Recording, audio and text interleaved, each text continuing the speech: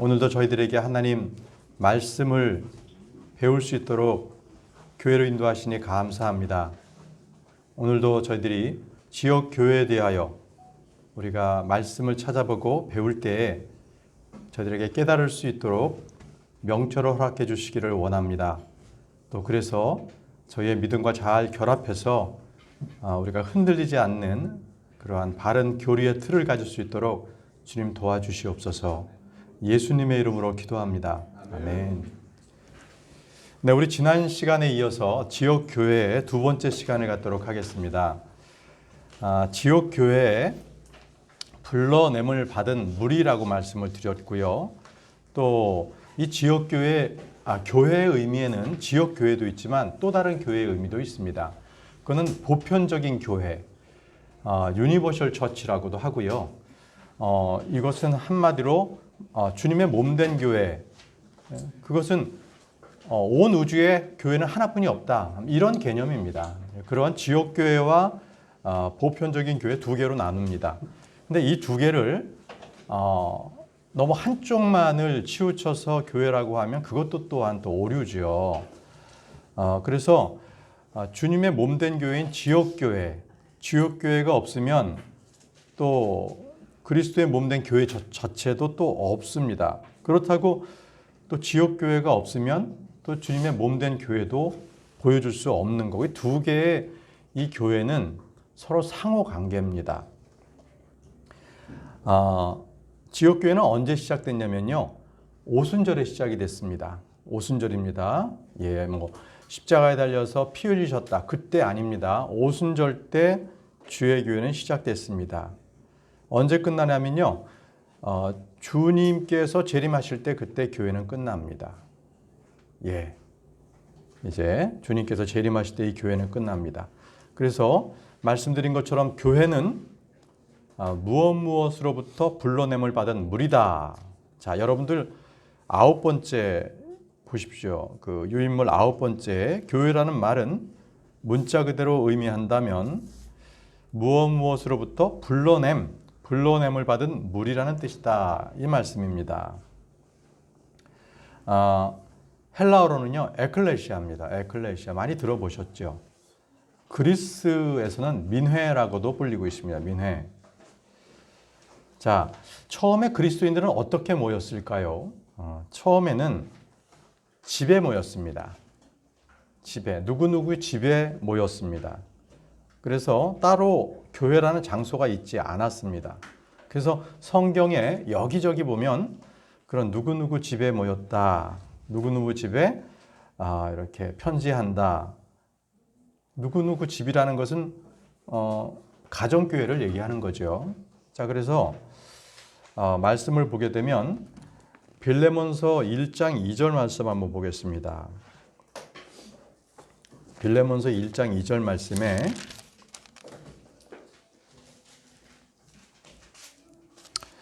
우리는 사랑하는 아비아와 우리의 동료 군사 아기뽀와 내 집에 있는 교회에 편지하노니, 여기 보시면 내 집에 있는 교회에 편지한다고 했죠. 가정교회입니다.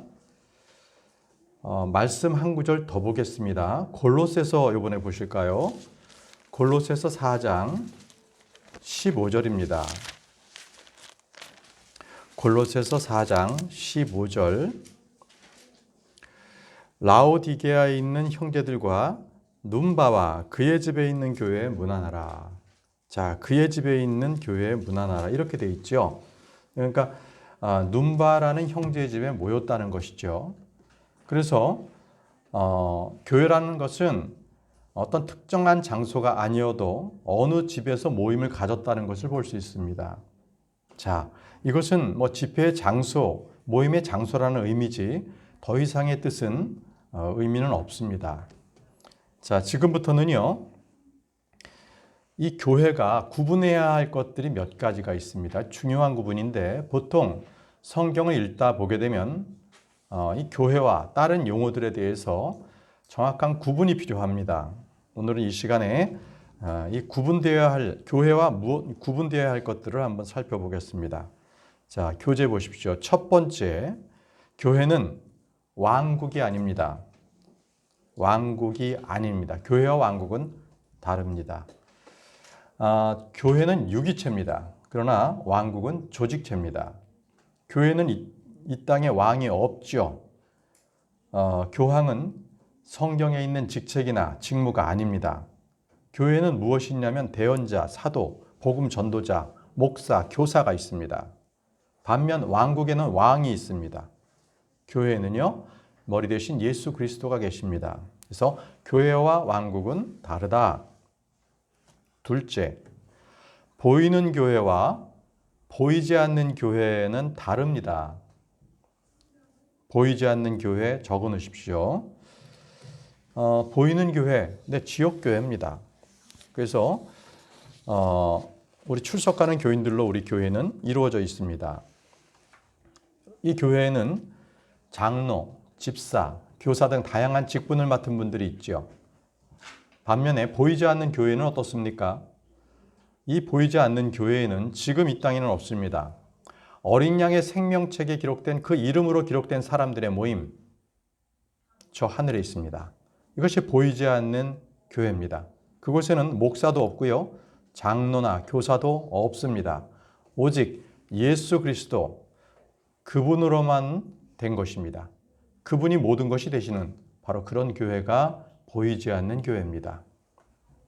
자, 세 번째, 지역교회와 보편적 교회, 좀 전에 말씀드렸던 유니버셜 처치라는 것, 이 보편적 교회와는 다릅니다. 이 보편적 교회는 몸된 교회라고 보통 말씀을 드릴 수가 있습니다. 눈에 보이지 않지요. 다시 한번 정리해 드린다면 지역교회는 일정한 지역 안에 지역의 회중들이 모입니다. 바울이 고린도 교회라고 말할 때 고린도 교회에 있는 그 지역에 있는 교회들을 총칭해서 말한 거예요. 고린도에 딱 한 교회만 얘기한 것이 아닙니다. 갈라디아에서도 마찬가지인데요. 갈라디아서 우리 한번 볼까요? 갈라디아 이 지역에 있는 여러 교회에 편지를 한 것인데 갈라디아서 1장 2절 말씀입니다. 갈라디아서 1장 2절 말씀에 나와 함께 있는 모든 형제들과 더불어 갈라디아의 교회들에 편지하노니. 자, 교회가 아니라 교회들이죠.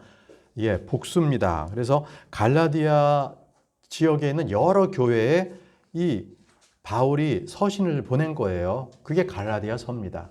어느 한 교회가 아니다라는 것이죠. 자, 이번에는 아시아 교회들에 편지한 것을 고린도전서 16장 19절에 나옵니다. 고린도전서 16장 19절.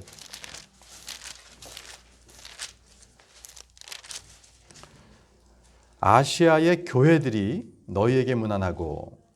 자, 아시아의 교회들입니다. 그렇죠? 예.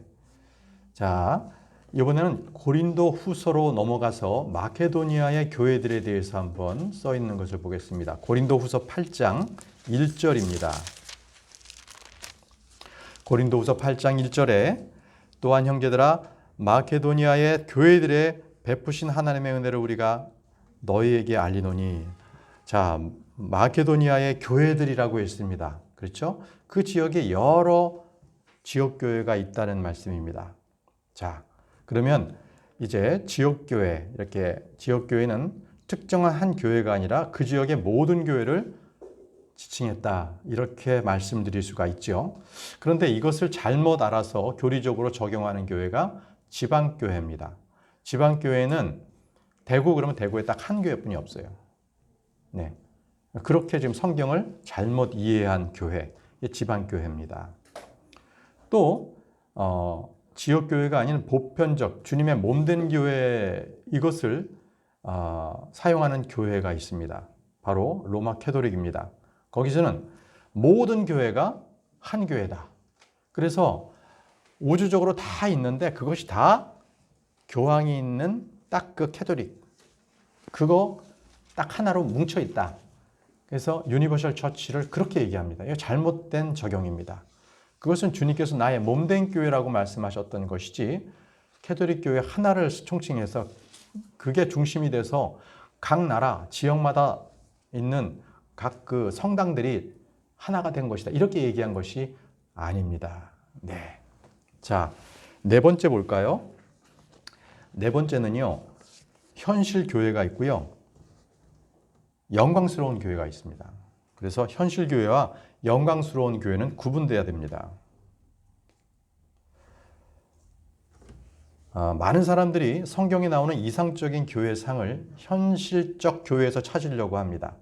근데 여러분들, 그러면 여러분들 상처받아요. 이상적인 교회는요, 죄로부터 분리되고 의롭고 거룩한 무리들의 모임이거든요. 그런데 반면에 이 현실적인 교회, 여기는 어떤 곳입니까? 죄인들이 우글우글거려요. 다 죄인들이고요. 그 다음에 자기의 욕정, 육신적인 그런 것들이 막 튀어나온다고요. 바로 그런 게 이 바로 현실적인 교회예요. 그런데 이 현실적인 교회 가서 이상적인 교회를 갖다가 찾아다닌다고 하는 분들이 꽤 있어요. 근데 그런 분들은 교회에 찾을 수도 없을 뿐더러 그분들은 그 교회 가면 안 돼요. 그분 때문에 그 교회가 더 더럽혀져. 자, 그러면 이 영광스러운 교회는 언제 이루어질까요? 예, 그렇습니다. 바로 이 교회는 앞으로 드러날 교회예요. 우리 성도들이 완전한 성도로서 그렇게 변화가 됐을 때, 그때 바로 점도 없고 흠도 없는 주름이나 그런 것들이 아무것도 없는 이상적인 교회가 바로 나타나요. 그것이 바로 이상적인 교회입니다. 자, 말씀엔 있는데요. 에베소서 5장 27절입니다. 자, 오늘도 천영훈 형제님 먼저 읽어주세요. 에베소서 5장 27절 한번 읽어주시기 바랍니다. 에베소서 5장 27절. 말씀. 예. 또 그것을 점이나 주름이나 그런 것이 없는 영광스러운 교회로 자기를 위해 제시하려 하심이며 교회가 거룩하고 흠이 없게 하려 하심이라. 아멘. 이 영광스러운 교회는요, 점도 없고 주름도 없고 그런 것이 아무것도 없는 완전 무결한 교회입니다. 자, 그것을 현실 교회에서 찾으려면 안 됩니다. 안 됩니다. 자, 다섯 번째는요, 전투하는 교회가 있고 그리고 승리한 교회가 있습니다. 다섯 번째, 전투하는 교회가 있고 승리한 교회가 있습니다. 그럼 이제 감 잡으셨죠? 전투하는 교회는 바로 지금 우리 지상에 있는 교회, 우리는 영적 전투를 지금 수행하고 있는 교회들입니다. 그렇죠? 마귀는 울부짖는 사자와 같이 우리 중에서 누군가 무리에서 떨어진 자를 삼키려고 애를 쓰고 있어요. 자, 우리는 전신갑주를 입고 말씀의 칼로 대적하면 그는 쫓겨납니다. 그렇죠? 자, 우리는 전투하는 교회입니다. 반면에 승리한 교회는 어딜까요? 지금 이 땅에는 없습니다. 바로 하늘에 가 있는 성도들의 모임. 네, 그것이 바로 승리한 교회입니다. 승리한 교회.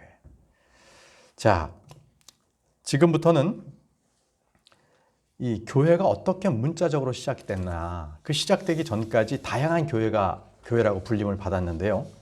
바로 구약시대 때부터 해서 쭉 이 교회의 흐름, 그러한 원천들을 한번 살펴보도록 하겠습니다. 말씀드린 것처럼 교회는 불러냄을 받은 사람들의 모임이라는 의미라고 말씀을 드렸습니다.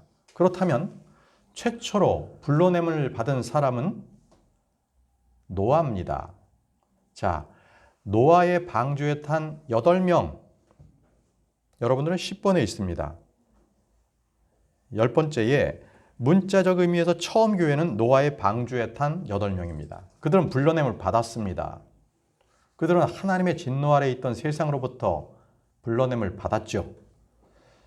불러냄을 받지 않고 세상과 분리되지 않은 교회, 그 교회는 성경적인 교회가 아닙니다.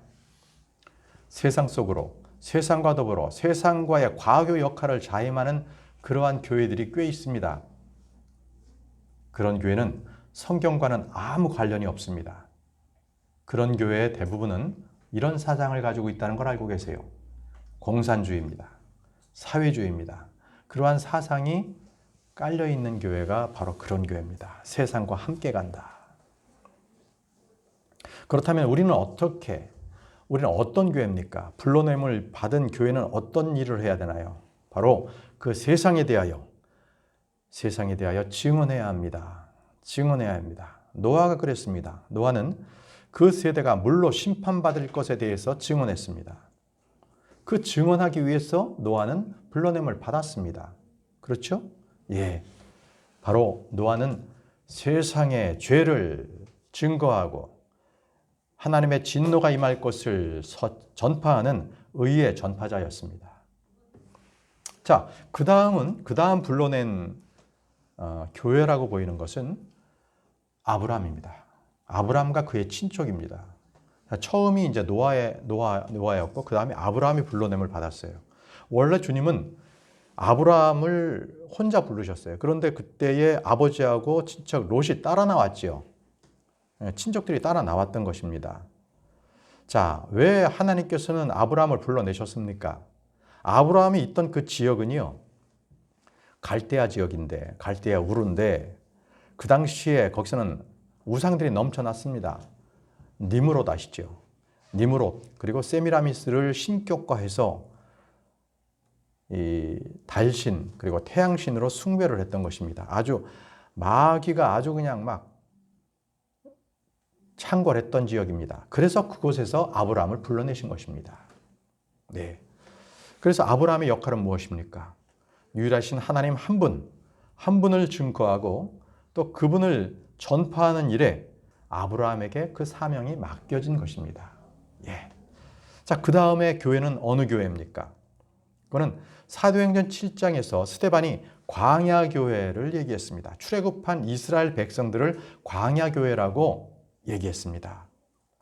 자, 이스라엘은 세상의 모형인 이집트로부터 하나님은 살아계신 분이시요, 전능하신 분이시며 세상에 창조주시고 거룩한 분이시요, 죄를 용납하실 수 없는 분이란 사실을 그 민족들 가운데서 증언하기 위해서 불러냄을 받았습니다. 이스라엘은 가나안으로 가는 과정을 통해서 모든 민족들에게 전능하신 하나님의 존재와 그분의 역사하심을 모두 증언했습니다. 그래서 그 광야를 통과하는 이스라엘을 보면서 주변 국가들은 떨 수밖에 없었어요. 그렇죠? 네. 그래서 여러분들 잘 보세요. 이 지역교회가 어떤 일들이 있고 어떻게 이게 운영이 되나라는 것을 잘 보시면 그거는 한마디로 광야교회에 다 나타납니다. 광야교회가 지금 있는 이 지역교회의 모습하고 똑같아요. 말씀드려 볼게요. 목자는 모세입니다. 자, 200만이 넘는 교인들을 거느린 대형 교회였습니다. 그런데 교인들은요, 금송아지를 만들었어요. 그리고 통치자들, 리더자들 되는 집사급들이 산채로 땅이 갈라져서 지옥으로 떨어지는 것을 그들이 직접 눈으로 목격했습니다. 예. 그리고 그 광야교회는 온통 불만과 불평으로 늘 자기 만족을 채워주지 못한다고 목자에게 계속 하소연을 했습니다. 자, 만약에 그런 교회가 있다면 어느 목자가 선뜻 그 교회 가겠다고 나서겠습니까? 자, 모세는요, 분명히 이사야서 63장 11절에 그는 목자였다고 그랬습니다. 바로 모세는 이스라엘의 목자였다고 기록되고 있어요. 자, 신약교회에서 이와 같이 똑같습니다. 이 광야교회처럼 형제들 간의 불화가 있고요. 목사 아내에 대한 험담, 재정적 어려움, 배후에서의 어떤 공격, 또 거짓 형제들 간의 지도력 쟁탈, 또 목사를 몰아내자는 사람들의 건의, 또 이 일 가운데서 하나님께서 회원들을 죽이시는 일, 목사의 타락, 젊은이들을 위한 육신적인 프로그램, 세상으로 돌아가고 싶은 욕망, 믿음의 결여, 목자에 대한 불신, 이게 바로 광야교회에 있었던 것이 지역교회와 똑같습니다. 그렇죠. 예. 바로 교회를 보면 지금 현 지역교회의 이 현실을 그대로 볼 수가 있습니다. 자, 그런 가운데서도 주님께서는 이 광야교회와 함께 하셨습니다. 그들 가운데 계셨어요. 이는 지금도 주님의 피값으로 세우신 이 지역교회에 주님께서 계십니다. 주님께서 계시지 않는다면 우리의 모임은 아무 의미가 없고 친교 단체일 뿐일 수밖에 없습니다. 네. 이제 그 다음은 어떤 교회냐면요. 그 다음은 이제 신약으로 넘어가요. 그래서 마태복음 10장에서 12 제자들을 세웁니다. 주님께서 직접 그들을 호명하시고 불러 세우셨지요. 자, 그런데 그 제자들이 다 완벽했느냐? 그렇지 않습니다. 도마처럼 불신자도 있었고요. 구원받지 못한 그러한 주로부터 이 세상 사람들 앞에서 주를 저주했던 베드로와 같은 사람도 있었죠.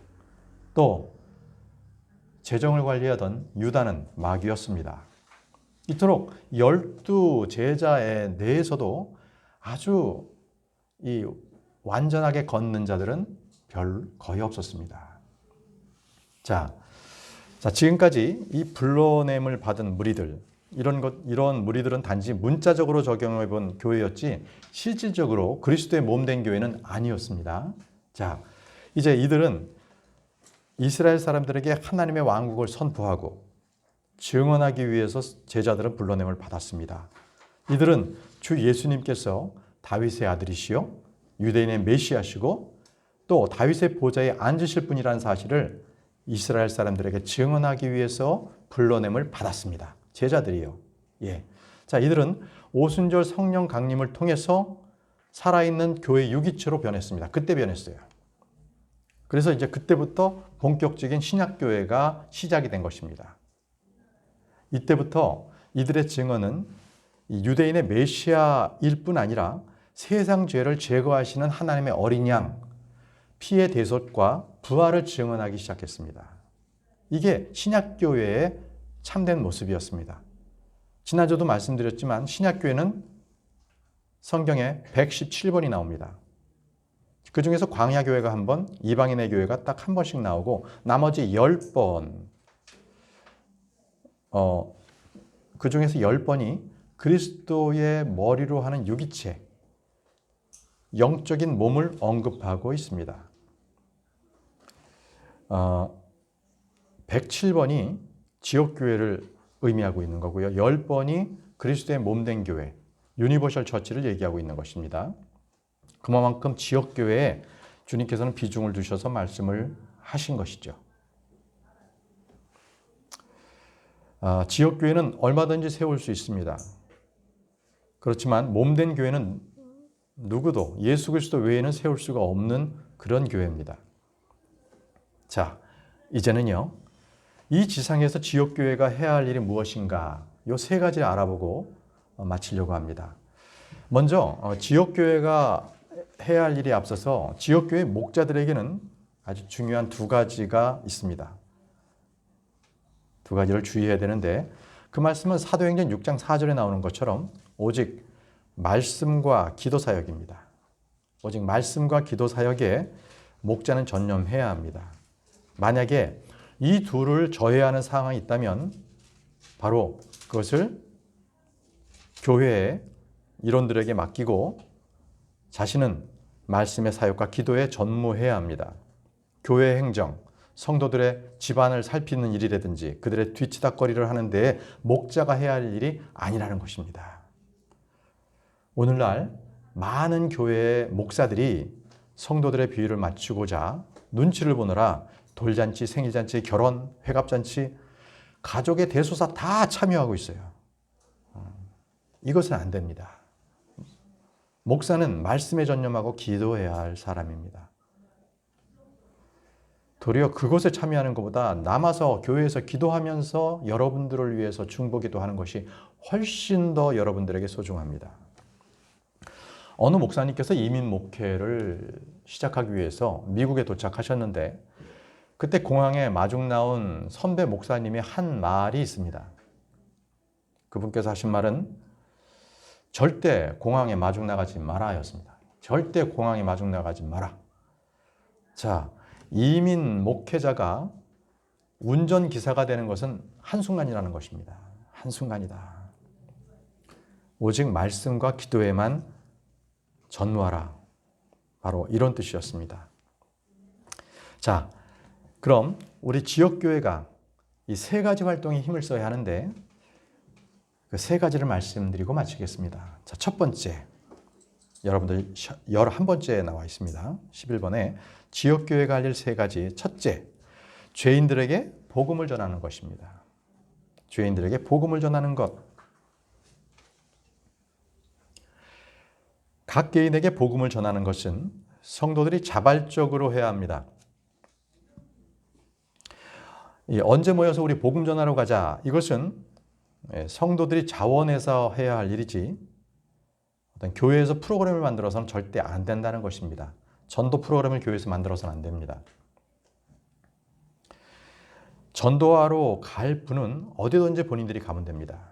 본인이 사는 집이나 교회 주변을 찾아다니면서 시장이든 학교든 자기 동네든 이렇게 가면서 자기가 스스로 전도를 해야 되는 것이 바로 지역교회에서의 전도 방침입니다. 일반 교단교회처럼 전도 집회를 연다든지 또는 뭔가 유명인들을 불러다가 불신자들을 초대한다든지 이렇게 하지 않습니다. 성도들이 복음을 통해 혼을 이겨올 때 지역교회는 강건해집니다. 우리는 성도들은 그런 일을 해야 되는 거예요. 살아있는 교회다. 그것은 바로 성도들이 전도에 전념할 때 살아있는 교회라는 증언을 얻게 됩니다. 만약에 교회 성도들이 전도하지 않는다, 복음 전하지 않는다 그러면 그 교회는 분명히 아주 약해지고요. 점점 더 그 존재의 의미를 사라지게 될 것입니다. 전도한다 그것은 성도들 각각 개인의 몫입니다. 교회에서 프로그램을 만들어주지 않습니다. 킹제임스 성경을 쓰는 침례교회에서 전도를 어떻게 시작하게 됐는지 우리나라 경우를 들어서 말씀을 드리겠습니다. 피터 럭만 목사님이 쓴 책이 있습니다. 21세기 순회 설교자의 회개록, 이 책이 있습니다. 읽어보신 적 있으시죠?